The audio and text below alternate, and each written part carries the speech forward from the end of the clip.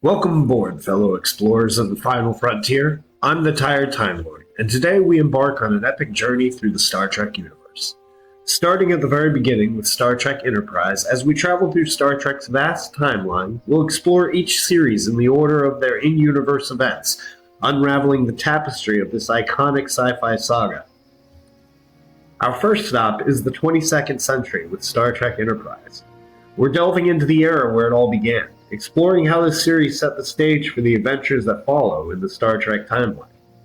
From the uncharted frontiers to the formation of the United Federation of Planets, Enterprise offers a unique glimpse into the early days of space exploration. So strap in as we warp back to where Starfleet's journey started. Let's discover how Enterprise laid the groundwork for the rich and expansive Star Trek universe we've come to love. Engage! Launched in 2001, Enterprise takes us back to the roots of Starfleet, a century before the iconic voyages of Captain Kirk and the original Starship Enterprise. It's a prequel that explores the early days of human interstellar travel, delving into the formation of the United Federation of Planets and the pioneering spirit that defined early space exploration. As we venture into this often overlooked series, we'll discover how Enterprise not only pays homage to the legacy of Star Trek, but also adds new layers to its rich tapestry. There are several episodes that stand out for their exceptional contribution to the series' narrative and character development. Affliction Divergence, the two-part story involving the Klingon augment virus, is a rich addition to the Trek lore, offering a compelling backstory to the Klingons and their evolving appearance. This story arc not only ties Enterprise to the wider Star Trek universe, but also showcases the series' ability to weave intricate, multi-episode narratives that are both engaging and significant. I'm looking forward to delving deeper into this story in a future video. Minefield is another episode that exemplifies Enterprise's narrative strengths. Here we see a continuation of the threads that run through the series. Lieutenant Reed's injury and the subsequent focus on his recovery over multiple episodes adds a sense of realism and continuity rarely seen in earlier Star Trek series.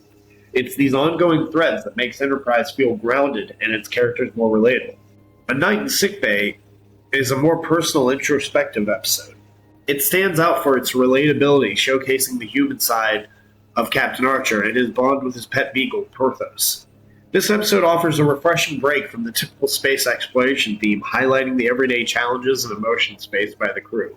Personally, I enjoyed the mindset of being up at 2 a.m. in the morning and dealing with nonsense. I really enjoyed Ensign Hoshi Sato's development through the seasons. In Season 1, Episode 14, Sleeping Dogs, we see her struggling with target practice, a moment that humanizes her character and shows her vulnerabilities. Fast forward to Season 2, Episode 6, Marauders, and we witness a significant growth in her character as she confidently instructs townsfolk on self-defense. It's these moments of character development that give depth to Enterprise and make its narrative compelling.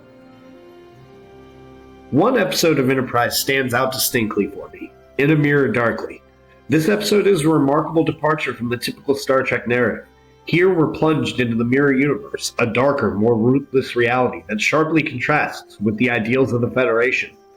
What makes In a Mirror Darkly my favorite episode is its bold storytelling approach. It's not just about the allure of an alternate universe, it's how this episode masterfully uses its setting to explore the darker aspects of human nature and ambition. In this episode, we see familiar characters in an entirely new light. Their moral compasses are reversed, and their ambitions are unchecked by the ethical standards we've come to expect from Starfleet officers. This inversion provides a fascinating lens through which we can examine the core themes of Star Trek from a different angle. It's a narrative choice that's as daring as it is intriguing, allowing us to question what truly lies at the heart of Starfleet's mission and the nature of its ideals. In a Mirror Darkly is not just entertaining, it's a thought-provoking exploration of a universe where the guiding principles of Star Trek are turned on their heads, making it a standout episode in the series. Every Star Trek series has its highs and lows, and Star Trek Enterprise is no exception. For me, the episode Extinction represents one of the lower points of the series. In this episode, the crew encounters a virus that rapidly mutates them into another species.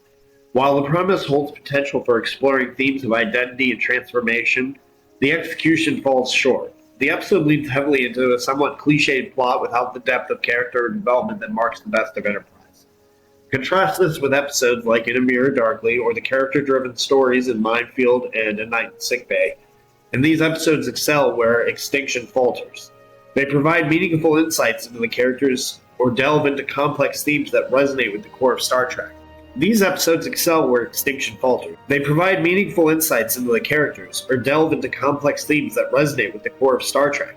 Extinction feels like a missed opportunity where instead of contributing to the overarching narrative or character growth, it diverges with a less impactful side story. The strength of Enterprise lies in its ability to weave intricate narratives and evolve its characters. As seen in Hoshi's growth from sleeping dogs to marauders, when the series focuses on these strengths, it shines, offering stories that are both entertaining and thought-provoking. Extinction, however, doesn't quite hit these marks, making it a lesser episode in an otherwise strong series. Season 4 of Star Trek Enterprise stands out as a remarkable high point in the series. It's here that the show truly hit its stride, in my opinion, embracing multi-episode story arcs that delve deep into the complexities of the Star Trek universe. This season's strength lies in its willingness to explore extended narratives, allowing for richer character development and more nuanced storytelling. One of the most notable aspects of Season 4 is its mini-arcs. These arcs, spanning 2 to 3 episodes, delve into various aspects of Star Trek lore, connecting Enterprise more firmly to the broader universe. We see this in arcs like the Vulcan Trilogy, The Forge, Awakening, and Kiyashara, which explores Vulcan history and culture, deepening our understanding of the pivotal Star Trek species. Another standout is the Andorian Tellarite storyline, which not only provides thrilling political intrigue, but also sets the groundwork for the United Federation of Planets. These arcs offer a satisfying blend of action, diplomacy, and exploration while providing the characters with ample room to grow and shine. It's in these stories that characters like T'Pol and Trip are given deeper narrative arcs, further enriching their role in the series. While some fans have expressed disappointment over the series not receiving a 5th season, and others have mixed feelings about the final episode, These Are the Voyages, I view it as a fitting, if unconventional, conclusion. It provides a sense of closure while also leaving us wondering what could have been if the series had continued. The ending, while controversial, doesn't detract from the overall excellence of Season 4, which for me stands as a high water mark for Enterprise, showcasing what the series was truly capable of when it was at its best. Among the dynamic crew, one character who particularly stands out for me is Charles Trip Tucker III. Trip's journey throughout the series is one marked by significant development, emotional depth, and a distinctive charm that makes him a fan favorite. Trip's character brings a unique blend of quick wit, southern charm, and technical brilliance to the series. He's not just the chief engineer, he's the heart of the Enterprise, often providing a relatable and human perspective amid the high-stakes sci-fi drama. His quick wit and easygoing nature make him an immensely likable character, but it's his depth and complexity that truly define him. His relationship with T'Pol is another aspect that stands out. It's a slow-burning arc that develops organically over the series, culminating in a deep, meaningful connection that defies the usual tropes of sci-fi romances. Their relationship offers a fascinating exploration of cultural differences and emotional vulnerability, adding layers to both characters. Trip's character arc is filled with moments that range from lighthearted to deeply emotional, reflecting the series' thematic breadth. His evolution from a skilled engineer to a complex, multifaceted character is a highlight of Enterprise. He embodies the spirit of exploration and discovery that is at the heart of Star Trek, making him not just my favorite character on Enterprise, but one of the most memorable characters in the Star Trek universe. In the tradition of the O'Brien must suffer trope from previous Star Trek series, Trip emerges as the Enterprise's equivalent, often finding himself in challenging and painful situations. This recurring theme of a beloved character enduring hardships adds depth and relatability to his role. Trip's experiences, ranging from personal loss to complex emotional entanglements, reflect this trope's influence in shaping a character's resilience and depth. In a future video, we'll delve deeper into how the O'Brien must suffer trope impacts Star Trek as a whole, exploring its impact on character development and storytelling within the Star Trek universe. In Enterprise, we witness a significant evolution from the traditional Creature of the Week format. This approach, common in earlier iterations of Star Trek and other sci-fi series, was reimagined in Enterprise to create a more interconnected and narrative-driven experience. While earlier series often wrapped up their stories within a single episode, Enterprise took a different path, especially in later seasons. The series skillfully intertwined episodic adventures with longer narrative arcs, enhancing the depth and impact of each episode. For instance, the temporal Cold War storyline that runs through the series is an excellent example of this. Episodes like Cold Front and Shockwave are part of this arc, offering both standalone adventures and contributions to a larger, more complex plot. Another example of this evolution is seen in the Zindi arc, which spans the entirety of Season 3. This arc represents a departure from the episodic storytelling, as it involves a season-long narrative with each episode contributing to a cohesive storyline. This was a bold move for a Star Trek series at the time and demonstrated how Enterprise was pushing the boundaries of traditional sci-fi storytelling. Additionally, Enterprise used its episodic format to delve deeper into character backstories and universe lore. Episodes like Carbon Creek provide a unique and personal look into T'Pol's family history, enriching the character and adding a new layer to Vulcan lore. These stories, while self-contained, are instrumental in building the world of Enterprise and giving more depth to its characters. Enterprise therefore stands as a pivotal series in the evolution of Star Trek storytelling. By balancing standalone episodes with ongoing narratives and deeper character exploration, it laid the groundwork for a more serialized and interconnected approach in future Star Trek series. The ensemble cast of Star Trek Enterprise brought together a diverse array of talents, each contributing uniquely to the show's dynamics. Scott Bakula played Captain Jonathan Archer, commanding officer of the USS Enterprise, NX-01. Archer is portrayed with a pioneering spirit and a complex moral compass. Bakula's performance gives depth to a captain navigating uncharted territories in space and diplomacy. As the Vulcan first officer and science officer, Jolene Bullock brings a compelling mix of logic and vulnerability to her character T'Pol. Her character's arc, especially her evolving relationship with Trip, is central to the series.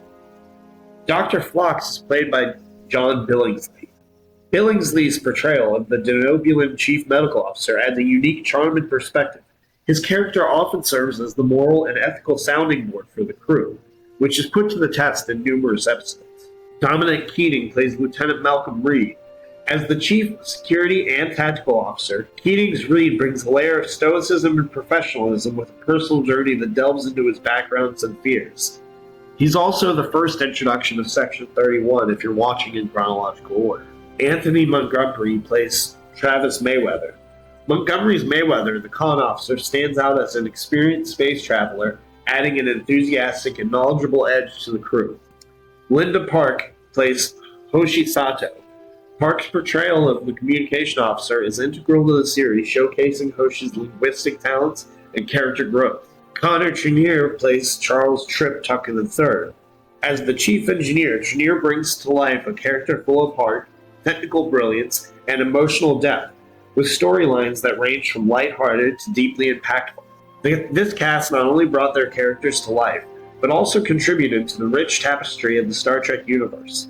Their performances and chemistry helped Enterprise carve its unique identity in the franchise. Star Trek Enterprise delves deeply into ethical complexities, with Captain Jonathan Archer often at the center of these moral quandaries. Archer, portrayed with nuance by Scott Bakula, is a captain faced with challenges of pioneering space exploration without the established guidelines of the Prime Directive. His decisions often reflect the moral ambiguity of operating in uncharted territory. A good example of this is the episode Similitude, involving the creation of Sim. Here, Archer and Dr. Phlox, played by John Billingsley, face ethical dilemma of using a sentient clone for medical purposes. This episode pushes the boundaries of ethical decision-making, forcing both characters and the audience to grapple with the implications of such choices. It highlights the lengths to which Archer is willing to go for the welfare of his crew, while also questioning the ethical limits of such action. The question Archer finds himself grappling with is, do the ends justify the means? We know that without Trip, there will be no Federation. He knows this from his dealings with Daniels, and disregarding that, he only cares about the mission, getting to Zindi with his chief engineer intact. These moments of ethical complexity add a layer of depth to Enterprise, setting it apart from its predecessors. They force us to consider the real-world implications of exploration and leadership, making Enterprise a thought-provoking addition to the Star Trek canon. In conclusion, Star Trek Enterprise stands as a significant and innovative chapter in the Star Trek saga. From the evolution of the Creature of the Week format to the deep exploration of characters like Trip and the complex ethical dilemmas faced by Captain Archer, Enterprise pushed the boundaries of traditional Star Trek storytelling. The series' willingness to explore darker themes, its interconnected narrative arcs, and the development of its diverse and compelling characters all contribute to its unique place in the franchise. While it had its lows, as seen in episodes such as Extinction, the highs, such as In a Mirror Darkly and the impactful Season 4, make Enterprise a memorable and enjoyable series. Reflecting on its contributions to the Star Trek universe and the entertainment it provided, I give Star Trek Enterprise a well-deserved 8 out of 10 Deltas. Thank you for joining me on this journey through Star Trek Enterprise. If you enjoyed this review and are excited about continuing our trek through the Star Trek universe, please hit that subscribe button. Your support means a lot and helps keep these reviews coming. I'd love to hear your thoughts on Enterprise. Do you agree with my rating? What were your favorite moments? Leave your comments below. Let's keep the conversation going. And stay tuned. For the next video, we're going to be looking at Star Trek Discovery. It's going to be an exciting exploration of this newer part of the Star Trek saga. Until then, live long and prosper.